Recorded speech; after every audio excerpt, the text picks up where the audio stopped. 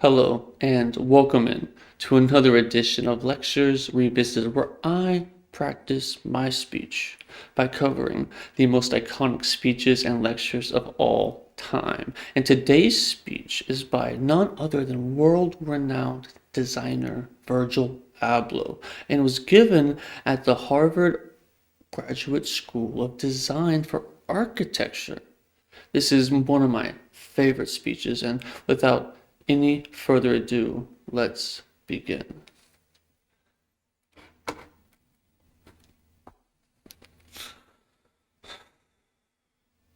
Thanks, Oana. Thanks to Harvard for allowing me to come and share random things on my laptop, but that's what this is about to be.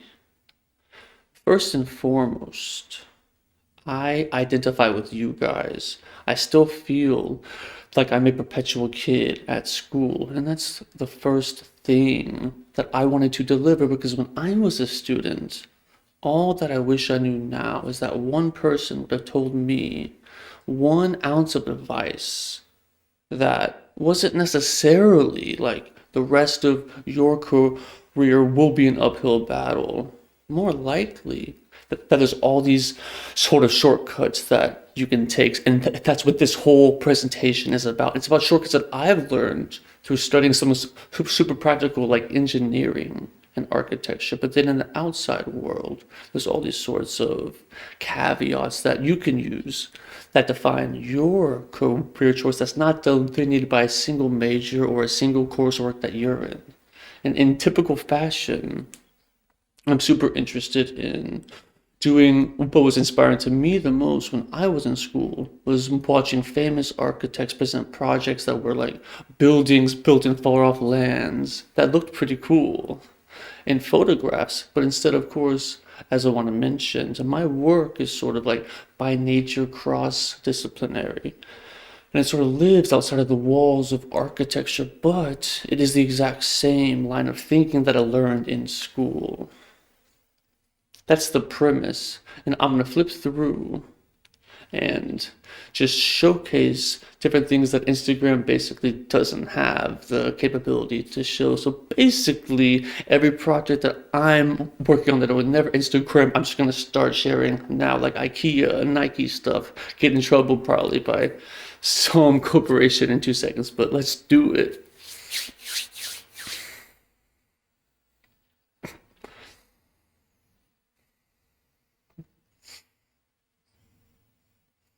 Sweet. So, as I sort of outlined, you guys understand, but let's call it design work.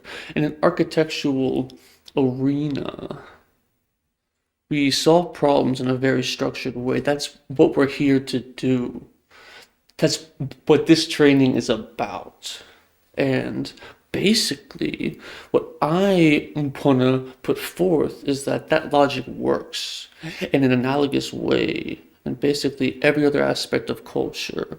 We focus on living, we focus on design and providing good design as a humanitarian effort, but essentially understanding that this way of thinking can apply to everything. So this is the first time I'm debuting a new wave. It's called these red slides. These red slides are cheat codes. Basically, if you can answer them, you basically give yourself a cheat code. And that's the sort of 2.0 of these talks that I'm using. And it's things that I've had to learn. I basically work at a feverish pace. In a self-serving way just to find my signature. What's my DNA? Every architect, designer, artist that I look up to, whether they're doing period paintings or buildings in their early career to the end of, there's basically a through line. So what I would challenge you in your work, no matter what, is go back. Go back to when you were like your earliest memories of the way you thought to organize something, your closet, or what colors were your favorite. Back in that sort of like early brushing out before you sort of learned too much. That's where your DNA started. And for me, that sort of leads me to my next slide, which I'm super proud of because it's the first time I've ever sat down and thought about what I'm doing and make myself make a list. This is straight from the iPhone, though it's into my sort of standard template, but I'll just run through it really fast. And in the projects that I show afterwards, see if you can start to see these signifiers. And this is what happens by challenging myself by doing a million projects at the same time. And I'm super obsessed with Duchamp. I'm super obsessed with Pretty Made. I'm super obsessed with artists that overthought the game. They understood the parameters and provided something provocative, provided something that became a launch pad for other forms of art. And as you'll see in the slides later, it's important to recognize where we're at in the lineage of art movements, especially now. I'm sure even in your class, you're trying to challenge yourself to invent something new. Be so avant-garde that has zero place. Basically, that's impossible. And these are things that I've figured out through workings that we exist off the backs of many other things and iterations before us. So once you think about us as a collective, you then realize that we're all tracking towards the same direction. And that's where humanity underlines design. Number two for me is obviously this thing is getting a little bit tired, but get used to it because I'm going to keep using it as talking in quotes. It's basically humor. See, like a couple people laughed, and that's literally the point of that tool, is to sort of insert humanity through conversation. You open up when you laugh. And obviously in our era, probably vintage is more cool than like a popular trendy item. It's just us being ironic. Just normcore, K-hole, that whole like rationale is real. That whole like American Apparel, it's real. It's just the halo that we're in. So my way of doing that and trying to be the most Duchamp version of ironic is speaking in quotes, because it allows me to say two things at the same time or be figurative and precise. And I can basically design with a keyboard. I don't need Photoshop or anything else. So there's that. And then I have my 3% approach. Right now, I'm only interested in editing something 3% from its original form. I'm basically tired. I might be too old, but I found that things are intriguing to me when they're like slightly edited, like these shoes.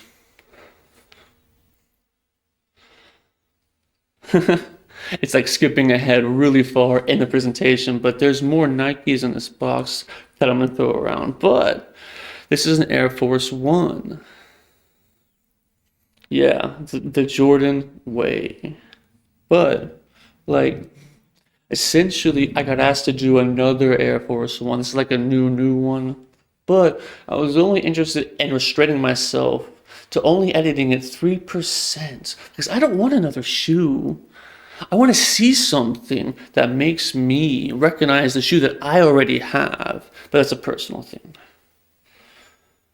Moving down, basically off-white, it's like basically a shorthand, like pseudonym to remind me that I'm only always just comparing two things, whether they're super dissimilar or actually like the same.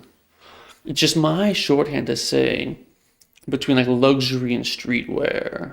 That's so I can decide if a dress is done or not, or if the t-shirt graphic is finished. It's an internal like measuring stick. Number 5 is I love work in progress. It's another humanity thing. Once I realized that it's okay to not be a perfectionist, all of a sudden I can do a million things at once and go to sleep at night. And I think it's important. I look at other friends' work who are super precise and super perfectionist, and I realize that if I'm just trying to be a perfectionist, that I'm not even thinking anymore. The sort of design process is going on to find some space that ultimately actually looks like something else that I've seen. And I think it's important to remember that your hand and your brain will tell you when something is finished, and then post-rationalize, make up something afterwards or whatever. Number 6, which is important to me, it's like this goes back to, do we need another shoe? Do we need another whatever? It's basically an output for me. An output has to have a reason to exist.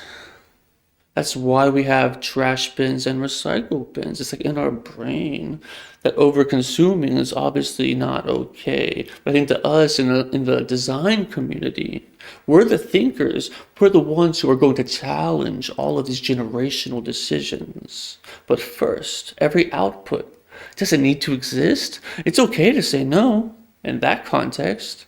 And then number seven is like one of the things that's like is a driving principle to me, that the tourist and the purist meet somewhere. And that's basically what I love about coming to college towns, because I remember being here. Because think about how much knowledge is in here, then think about how much knowledge is in Boston. If there was a metric, it lives like in these blocks, but there's real people in the world that benefit. And if we're not, at the end of the day, interchanging with that, then ultimately it's self-serving, as fun as design is. So that's super important in my work. IKEA, so surreal. Basically, when they hit me up the first time, I swore they wanted me to DJ for them. I was like, I had my team try and find the emails like, oh, like I want to do an IKEA project. And it's like before Hypebeast was even posting like IKEA hats or anything like that. And I couldn't even imagine, but ironic way, I was like, you guys, I was the architecture kid, like picking chairs because class was so boring that I needed to like do something else. And I was like, what if I could bring this sort of mentality that I could towards t-shirts to IKEA? So this is my squad, all kids I hired off Instagram that just came up to me and were like, hey, I know how to use 3D, whatever. And I was like, cool, you're down. And this was last week. This wasn't even old footage. This is IKEA hotels, which is a crazy place. I'm just gonna go fast because I have too many slides. But basically, the first project was designing a living environment for a millennial, which is super cool. Like IKEA serves 2 billion people a year. I'm still stuck on that metric. Architecture, I used to think was just like building buildings, but me navigating my way into this institution that provides furniture to real people, these are tourists. And to me, if I can bring an ounce of a new idea or an ounce of like an idea I had when I was a student, it's already a win because it'll feel a little bit different. So as you can tell, that rug was racking my brain. And of course, it looks super simple, but for me, it's pulling those vocab words out of my own language and applying it. And I love the idea of thinking about the living room, like you're not supposed to stand or use certain furniture. Like just, it looks expensive, but that's that off-white balance in a moment. Here, there's a move past that. Here's the, I challenged myself too. It's like, who actually has the luxury to have a rug that big? But it's amazing. Like IKEA represents a democratic design, which is a whole philosophy which actually betters the earth and betters our consumption, and they make the best products that they can make. And to me, what's key is that they're affordable. Obviously, Off-White is its own thing. It's by design and own project, but it's important to me that things are attainable. That's why this lecture is free. It's about the ideas. It's about the ethos. And that's why I'm excited to always share that. But this book, I don't know how much it'll cost, but definitely almost under $50 maybe. And there's a lot of ideas in there.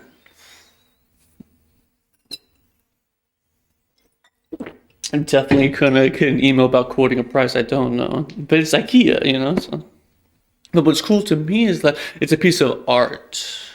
One thing about me is that in like 50 years, it'll be, my goal is that, and it's kind of apparent, but obviously, I just use other factories as my supplier to make art. And but I use the best and the ones that have an ethos and the ones that are behind the scenes. So this I'm super proud of because it's an idea that's been realized and is coming up, I think soon. And then again, a millennial's apartment is basically like 30 pieces that I have to design, which is scary. It's probably the longest design project that I've ever taken on myself. And large part of that is because it's so permanent. It's like a t-shirt is only gonna get like 5 wears or something like that. And then you're on to the next. It's fashion. It's the whole premise of it. It moves along faster. And there's a romanticism about that, which I love, which is my main occupation. But once you step outside of that square footage of your closet, think about how much you spend per square inch in your space. Like your closet, it's like astronomical. Put in the shoes, how many hoodies can you fit? How many, that idea, but what about the rest of your place? And do you actually make the conscious decision to buy a coffee table to buy out of necessity or actually have an affinity for it? So me, working with IKEA, so it was like a super dream project because I could put the attention that I was putting in people's closet into objects that you lived with, arguably, in periods of 10 years. I mean, how often would you own a bed in your lifetime? So that's what I'm challenging myself to make. And it's something new I paid up that sounds dumb, but what if streetwear was an architecture movement? Like a movement within art, and that keeps on popping up because I feel like obviously we're in this like postmodernism state. But to me, what streetwear means, in quotes, is using whatever means to make something as impactful and pick something super niche and that you are emotionally tied to. So, as this IKEA project kept developing, there's one like secret element. I came up with this really good idea, but my lawyer freaked out, so I can't even show it and let alone talk about it. But through that, no, which is important, every time you hear the first no, that is a good sign because that first no always drives a really good second idea. And then keep that one for yourself. So what I do, and what I did is I came up with this figurative way of thinking about objects. I was like, what's the best invention in mankind? And not even Googling it, just using your own head. It's like, of course, the wheel, fire, no, skip that, wheel. And everyone has all these like random Tumblr images on their laptop. They're just like Googling. And I was like, of course, the wheel is like an awesome invention, but whoever invented the doorstop was genius. This idea that, and in this image, like these 2 wheel chocks could stop a plane from taking off. That could go around the world except for these annoying yellow blocks that can stop a Boeing 747 from going from here to Tokyo. And that's post-rationalizing. I think that's indicative of my first idea that I really loved, that I can't make in that sort of realm. So inspired by this image is gonna be basically the IKEA project is rooted in here. And it's that interruption. These are early sketches. These are sketches only about a week old. These are our sketches after going to IKEA, trying to problem solve, trying to think of an aesthetic, and it's pretty similar in all my work. It's like when I started, I was thinking about one detail and then repetition to own it, because that's one idea. It's thought about coming up with 60 ideas for one execution. So, it's funny, IKEA itself hasn't even seen these. The idea, to me, is something that I learned too, is you have to learn by making. So when I was there, they showed me some of the oldest techniques in wood. Or like how a broom handle goes in a broom head and how it's threaded. and that sort of closure. So basically, I want to take that sort of very old classical wood closure, and this doorstop screws on to the bottom and makes the whole thing level. So it doesn't actually use the doorstop as its like physics mechanism. That to me is streetwear, but it's like deeper into it. And then this chair is supposed to be the most generic chair of your life. Basically, if you were a kindergartner, what would you think a chair is? Because when you go back, it's like, do we need another chair? Why are we designing chairs? So for me, it's like you can kind of get a window into how I'm thinking about things. Like the bed will have this like iconic feature. Again, super affordable. The mirror is going to be broken, basically. You know, the ethos for me is that art is free. It's something recognizable. It's not anonymous. And it makes it intriguing and something worth coveting. I was super inspired by a trip that I took to this summer to a friend's home who has museum quality art. You just open the door, Jeff Koons, like crazy thing there that you would see at like an investment bank lobby, cool sterling ruby. And I was like, I want to make something at IKEA that's equally as coveted by a multi-million dollar home as it is a college student. And to me, embedding arts into something that is universal. So it'll be broken mirror. I'm interested in, like, the number one thing I've been doing these surveys where I go and visit kids' homes and ask them 20 questions and I take photos of their place. And basically, the number one constraint of a home is storage. I mean, skip everything else. You don't really need another rug, chair, whatever, just the stuff that you already have. You don't know what to do with it. And my idea is making visible sports so at least you can recognize what you own. That's why you have it. A bag, of course I'm doing a bag. But yeah, this is the equation, like solving very practical things with adding some value. Like, imagine like the regular chair and then this weird chair with this red torso. Up to me, it's cool to look at it and become something on top of its function.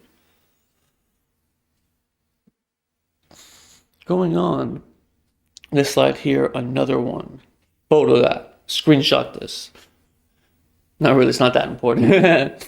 But it's impactful to me because the whole Instagram, everyone's creative.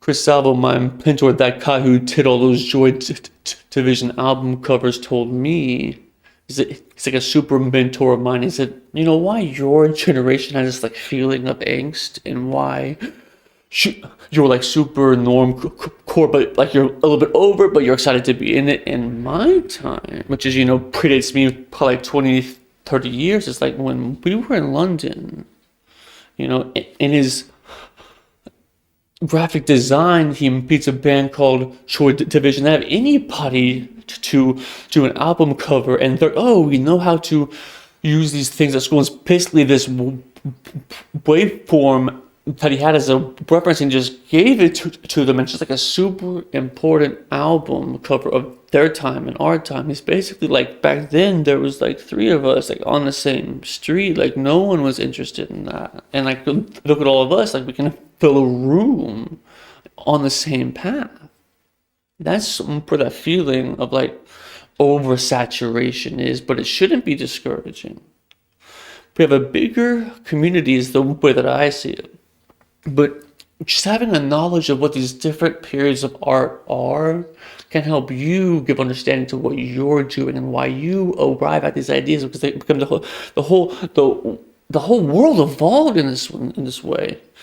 And that gave me more of a context instead of fighting to be so different.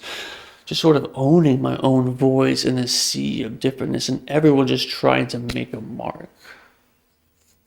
So yeah, the Renaissance. That's how I kicked off this wave.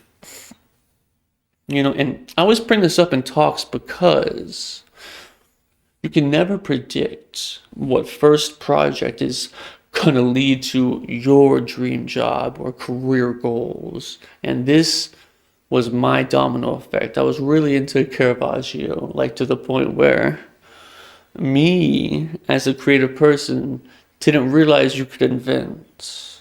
And that's what this painting represents to me. It's honestly, I honestly, I just put this up to have it at Harvard. I was to have it up at Harvard, and I was trying to pick this long-winded effort, but this was my domino effect. I hadn't ever overthought it. You know what I mean? I just made this and screen printed and gave it to friends, and then that's why I'm standing here. A random sweatshirt and a photo from a book that I liked. And basically, it's a 2-line poem on the back that reads like a jersey, but it's super seminal for me because I think it's important. If you, amongst all your studies and amongst all your kind of vibe and everybody on live stream or whatever, just forced yourself to do the one project that you believe in and exist, that's gonna be the one that leads you on your career, not necessarily the practical ones. That's just a showcase of what I believe that everyone should do. It's like going back to that. You also have to have mentors, dead or alive. You have to connect with some body of work or someone who formulated a thought or an aesthetic and then build yours upon it. What most people won't tell you is that the people you look up to didn't invent it themselves. Everyone has this sort of like, this, I call it like getting your brain reprogrammed.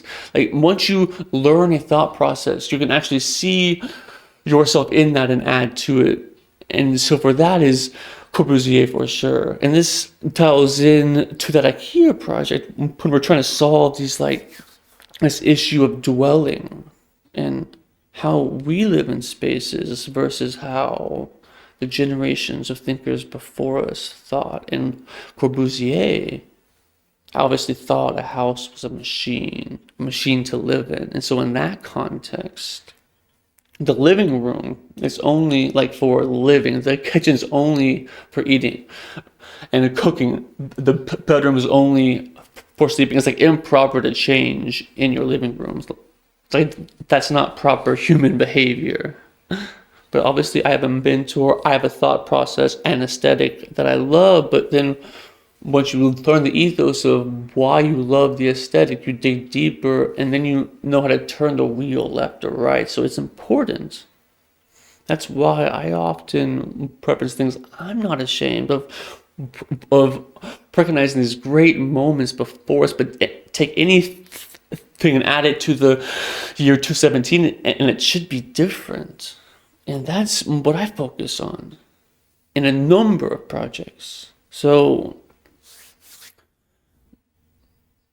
in Pooping on a Wave, this is also like 2 weeks ago in Milan, as the Prada Foundation was getting finished.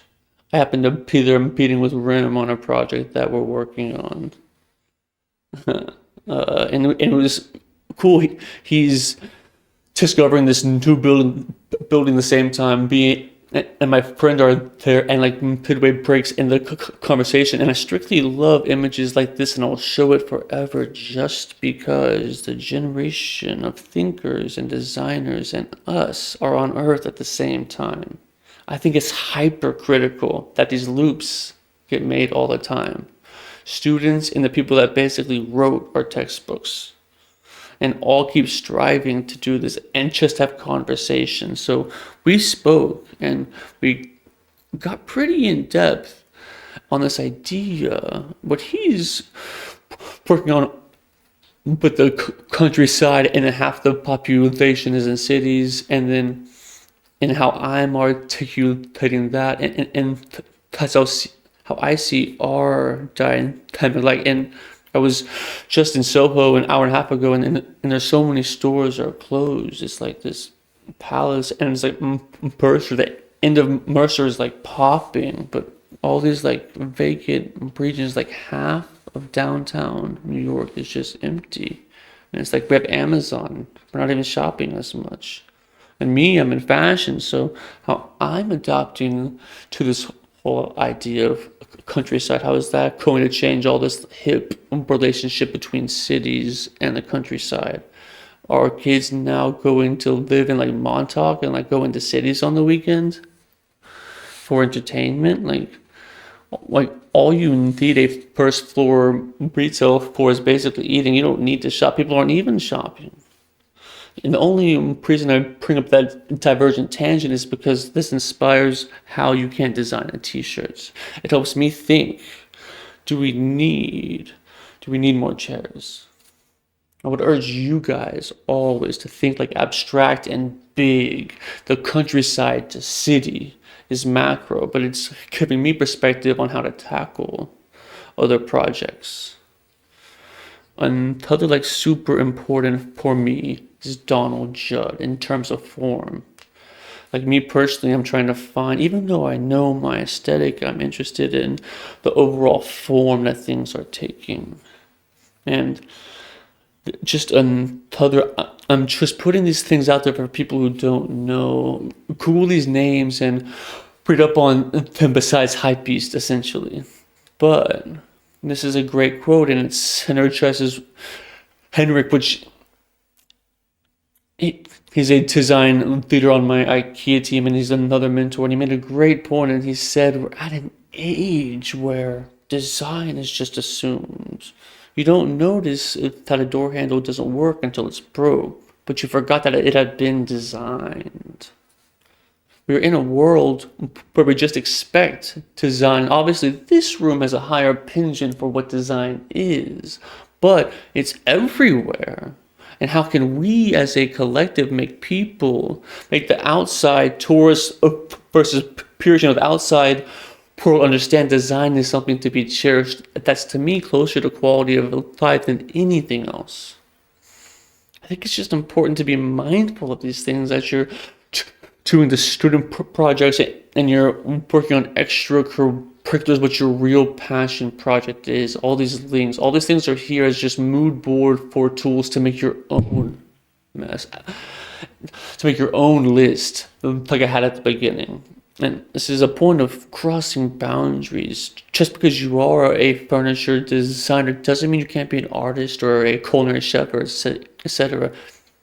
And to study his form as he was using different materials to execute, and it was like profound ideas, and it was all rooted in his system. Bingo. Okay, Nike shoes, which is cool in my project that I've done so far. I haven't been able to like nerd out on like the actual process for that shoe or how these things came about. It started for me, like my own personal thing is I'm not a sneakerhead. I just wear the same shoe like a really long time and then I just go on, but I understand the sort of passion for them. And obviously I'm from Chicago, so Michael Jordan was our basketball player. So, for me, the resurgence of this like 85 vintage is where it started from, and of course, being entrusted with Nike to reapproach 10 different icons. I took that as like another major design project. Not like a sort of, let's just color them up and put them back out to market. No, let's almost think about this how a student would, like how I would make a model of it. And I sort of challenged myself to, it was like an ethos thing. I thought Nike product, the only thing I could add to the situation is that I felt their product came out of a microwave because they were so good.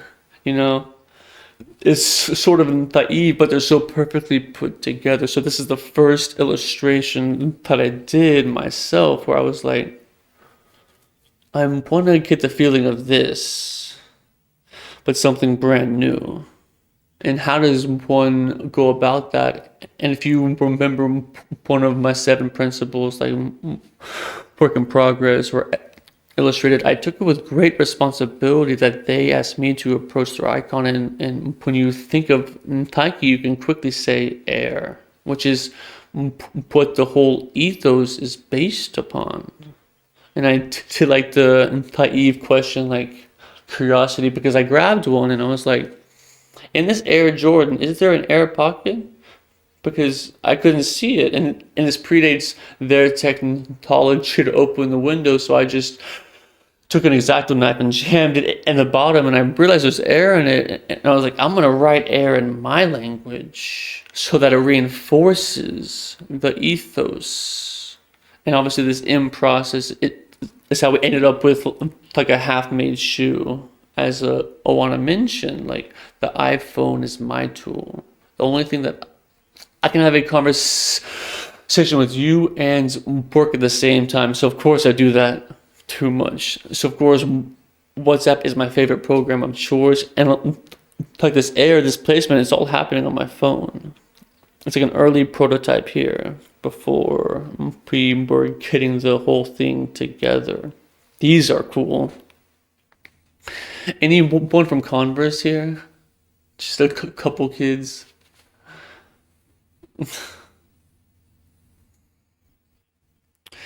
You guys can't really properly see these, but does anyone know who Jim Joe is? He's the artist kid that did Drake's. He's like way important. He didn't put any more things besides that. But here's like a special edition he did. It's got a swoosh on it. This is the original design intention. It basically caused like a huge headache. When I tried to pull this one off, my dream was that I love like if you can make impossible product, like product that doesn't seem like it would make it past the legal department. It's like an ongoing thing, but I thought the most important thing was like Nike Inc. going across brands that they own, which is huge. But it's Air Jordan. That's a different company than Nike's of and Chuck Taylor. That's a different company that they own. They're giving me 10 of them. So out of all 10, my dream is that we would do something that could only live within the 10 of those products. So if anyone wondered, that's why there's this woven table here. It's another one of my get out of legal issues. I had them cut it as if it was the same as on this one. Some other Trim Joe Air Force one of one art piece. This is my friend basically who inspires me. So I have mentors that are like dead. And I have mentors who are 30 years older than me, and I have mentors that are like 10 years younger than me. And he's a friend of mine that gave me the nudge to just write on things and just don't be precious. And I think that this embodies that. He like grabbed it and then just like gave this back to me. And I was just like, this is from Dover Street. He just took it off the shelf and just put it back. And I was just like, oh my God, this is why I make stuff. It's just spark an idea. Like, I'll pass them around so you guys steal them and I'll find you for sure.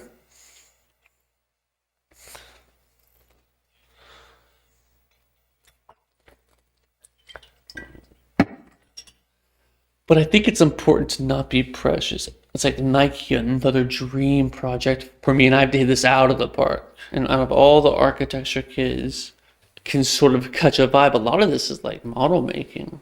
This is at the same time I came up with the whole put a sculpture on a bag. That was just like me finding like new space.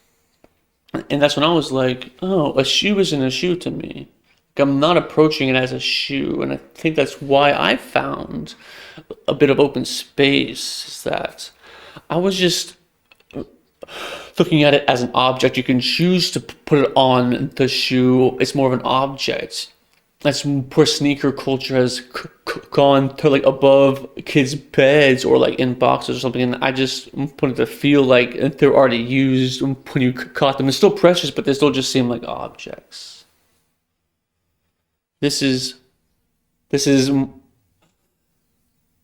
this is where the press toe came from. Matt Killico is a genius. It's like a squad of kids in a shop, just like you probably have here, but this is why the sole turned out this colors, because it's just a 3D printed sole. And this is actually an Air Max 90 that's turned inside out. And I got jammed back into it. And I was like, stop. No one do anything else. It's done. To Nike, who's like, they can make a spaceship, basically. The shoe tattoo exists because we were just like cutting around and making this, and I'm proud of that. Oh yeah, that's that little like cut. It's supposed to be taiki, but that's as far as I could get them to do. This is a shoe, the very first shoe I made there, because I was like, I didn't come all this way for my first Nike meeting and not end up with anything to take home. I was like, where's the printer? I was like, hey, that's what I do. I'm like, hey, can you do this? Can you glue this here? That's what I do. These are my favorite shoes. Just details. But it's about the process. You guys can see this and get inspiration off of it. But I know Owen is a fan of bottle making. Ever pull that trick off of only having a studio that does bottle making? She's working on it. I'm gonna take that class. Yeah, the versions of the shoe before they came out. I don't know if I can show that. That's the shoe I showed you before in the blazer. I did that on WhatsApp. The idea was that the swoosh was just like lower. You know those mistakes in Photoshop and you put the middle and it's like, oh, that looks cool. So it's like they're now on your feed. Yeah. This is the first version of this shoe.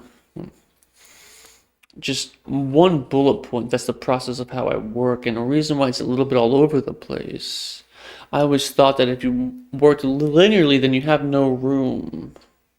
Do opposites. It just feels better. But then that space in between gives you a new experience that you can apply to problem solving. I think that's why I work on so many things at one time. I couldn't just do one project day in, day out. I think it's actually not healthy. Women's show. This platform is super cool because when I do a fashion show, it's probably the most, it takes like 4 months of thinking and people only see it for 7 minutes. And no one ever has a conversation around it. It's like 2 interviews and then off.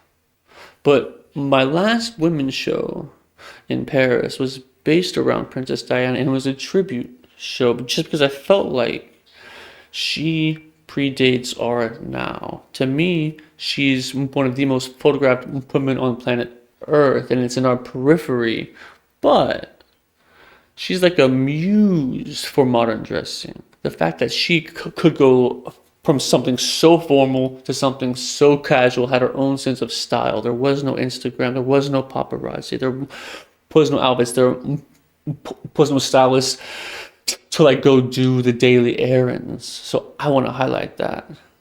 So I had this brand Off-White only to tell stories. Like I don't have it to do traditional fashion because I don't know that. I started from the Pyrex, like a hoodie, the Caravaggio image. I would think and I promote like I was never going to be limited by hoodies and t-shirts, no matter how much it made sense. You can imagine how much advice that I had got that, hey, just do that. It's like, no, I'm putting a line between that and opposite, and that's the zigzag. And I'm free to sort of articulate stories. And this is the tattoo. I'll chop this in there for you, but look at the image. The fact that it's like universal.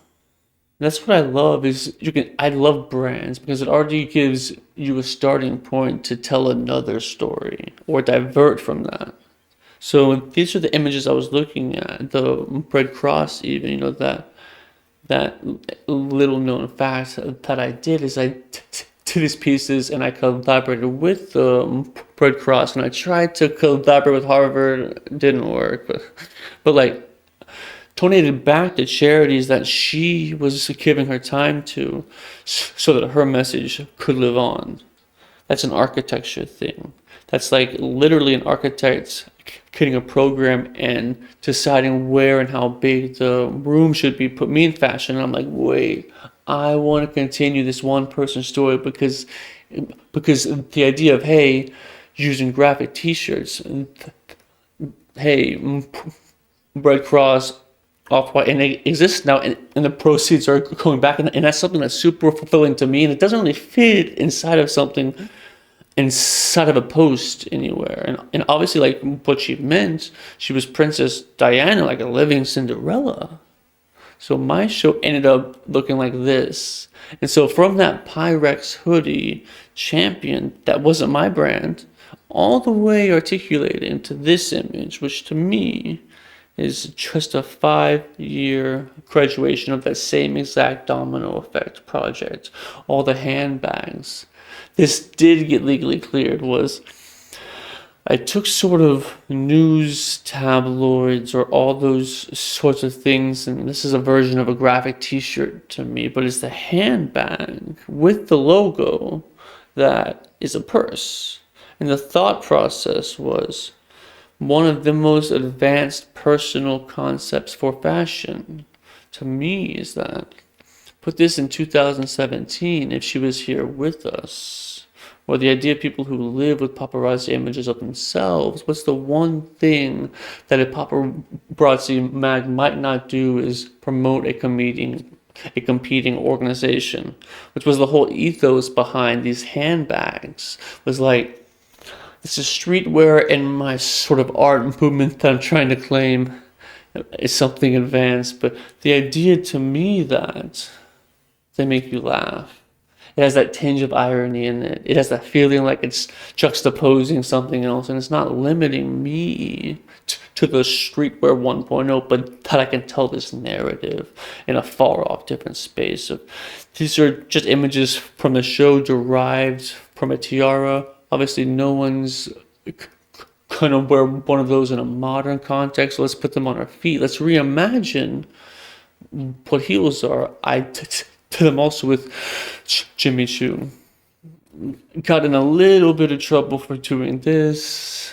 Here I could only use Jimmy Choo shoes in the show, and I had all these Nike shoes, and I was like, can I just do two of them? Because it was based off of commuting, and you're on the train, and obviously having heels on the Play-Doh pork, you hold the heels and have this sneakers on, and this ethos is like all right on anything. This is a show I was super proud of it, and it puts the needle where I want the women's wear for the collection to live, while the men's wear or any other ideas that I've had since I started can still live in this ethos of off-white. Like both are off-white, like not one or the other, both. Yeah. Last show. You can't really see it, but the heel is based off of the glass slipper, but I plastic. But just flipping through these slides here.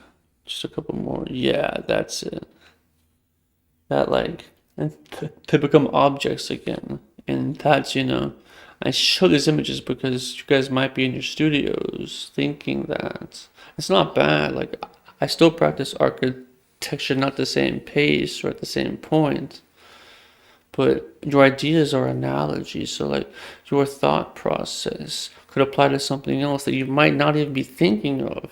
But hopefully you see something like this and it's like, oh, it's okay to veer off and like just send a random email to a heel company or a random company to an I-class Warby Parker or whomever, but soon enough you'll be realizing ideas in different spaces, and then you'll understand what you're all about. Yeah, streetwear. So one of the later epiphanies that I've been having is that even in conversations, like an analogy is something that works for us in the design sense. We can use these same tools in different mediums and arrive at different results. So keep that in mind. Yeah. Of course, rap music. So in that same vein of analogies, of course I can't limit myself to just like IKEA or Nike, but really the idea behind this video little Uzi asked me to direct a video, and it might be different for you guys, but my immediate reaction to anybody asking me is yes, and I'll think about it, and usually I won't say no. But 9 times out of 10, I should probably be like, "Oh, I'm busy," or I just say yes. And he'd asked me, and I was like, "Yeah, I'll do it." And I hadn't even had the full idea yet, but I know what my 7 principles are. It's this in process thing, it's my signature, it's the way that I realize concepts.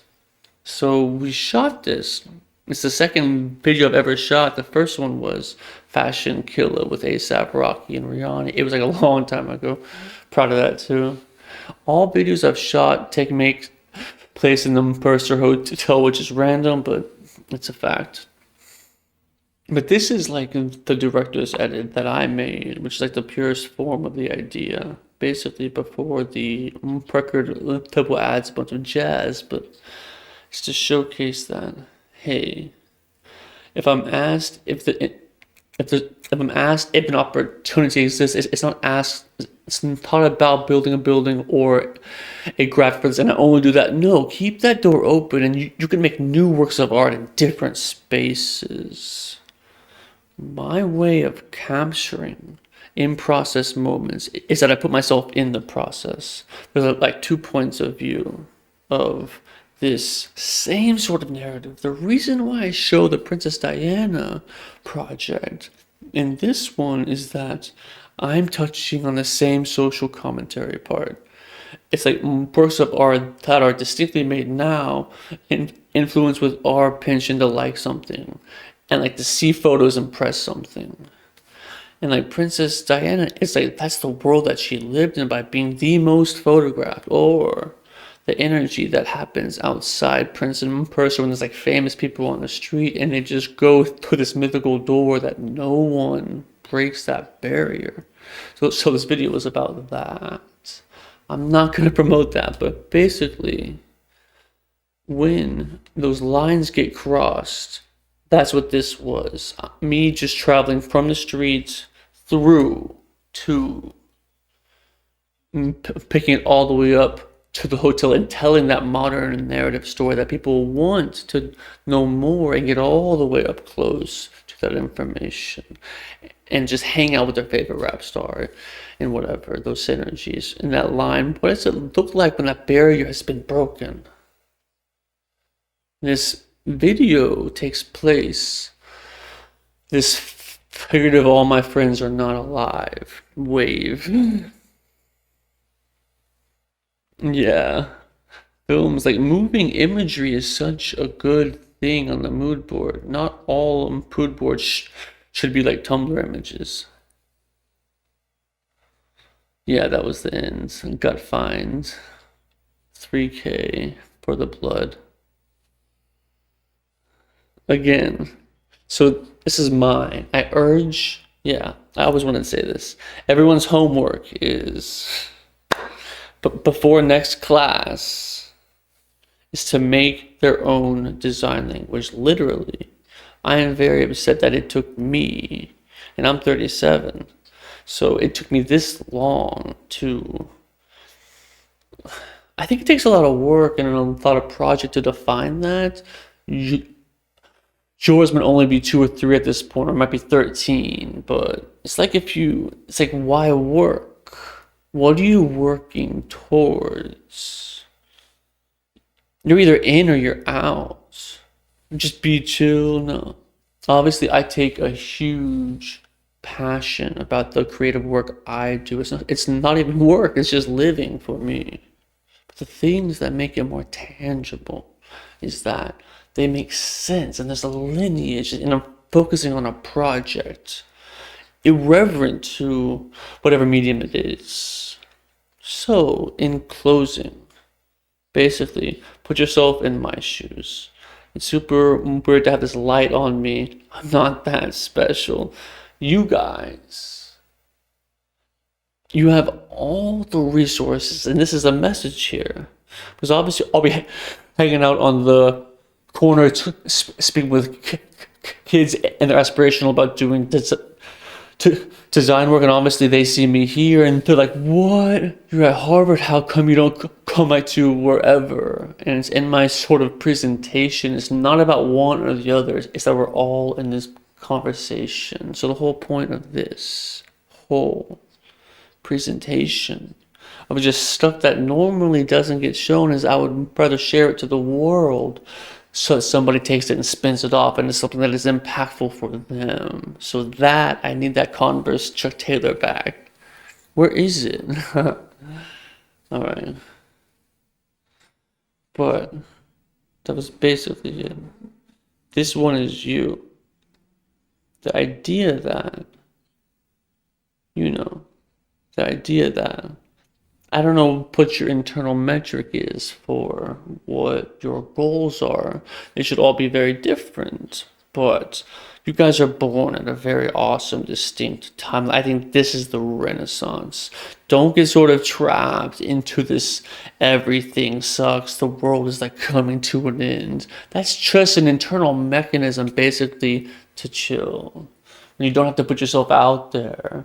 You can wake up every day and have excuses, but it's exactly the opposite. And I think that you guys have an awesome education background. You guys are intrigued enough to come hear this rambling of a bunch of random projects. But I know you guys, if you're interested in this, you're interested in tackling something that isn't seen yet. So with that, I'm done.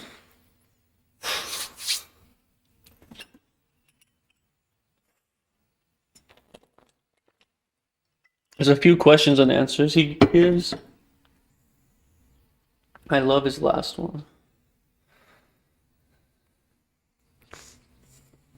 Okay, here's a question for him. What's up, Virgil Peter from Mathematic Athletics? Shout out. You mentioned having mentors, especially dead ones. I'm trying to figure out what's the best way. And not like no sorcery stuff, but are you communicating? Like, what type of questions are you asking? Like, mentors in the past. For me, the number one, before getting into the nuances, why? I can think, like, why do we love rock and roll graphics? Why do we love hoodies? Why do we love designer something? That sort of gets the first nuance, is the ethos. Every mentor I have, or like somebody who's passed and you look into their work, it seems like they had a narrow view and all the work that you love and fits into this view. And I think that it's about having a dialogue with why you're making these decisions. These are the creative things you decide before you even get to solving it. And that's why it's important to have somebody that you look up to and constantly conversate. The most important thing is having somebody edit your work. Like, at this point, there's no wrong answer in design, but there's a right way to edit. And don't think about it in a sort of harsh way. Basically, look at it as a communication arts exercise. Like, that's what design essentially is. It's like I have these ideas in my head. I put them in this inanimate object. Hopefully, you get this long-winded speech. And what I've done, and since I made it my own practice, that whole long 90-page sort of presentation was I just gleaned out of that. That was 7 bullet points. So you guys got the cheat code. But this shoe is like so many details through that you can maybe get it, and that's probably why our conversation with all of you, but if you see the shoe, it's like halfway talking, and then this is off like 6 mentors. So in a nutshell, that's like my whole brain on display. Okay, last question. What would you describe as your final moment, your aha moment as a designer? Yeah, it was the fact that there is no aha moment. That's the one that tripped me up the most. I still to this day am reluctant to call myself a designer because I believe that designers didn't look like me, which is like a deeper, that's like a bar, like rapper. That Quavo is like, oh shit. Like, but that was my biggest hurdle. And that's the main message that I'm delivering is that most of these hurdles are self-imposed as designers. They literally don't exist. There is no failure. Failure is as real as like Halloween ghosts, you know? And as a designer, I was like, oh, I'm just gonna work in an office. I'm gonna work and be an assistant to like a bigger firm in architecture. And then on the weekends, I'm gonna DJ and be into Supreme shirts or something like that. And go to like Travis Scott shows or something like that. That's what life is, 9 to 5. And then the aha moment was like, oh, wait. I can just put work out, and if it's good, it works, and if it's bad, no one notices, and I can just get better at it, and I can put it into a friend or a brand and be like, hey, I have an idea. So that's the reality. That's flew peace out. The cool kids are out, they're leaving, but that's the reality that I am putting to fly here. It was really Owana, like art.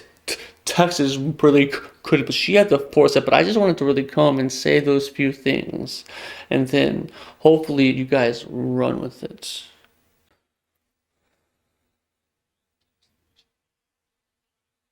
Whew. That was about an hour. I was in a lot of flow.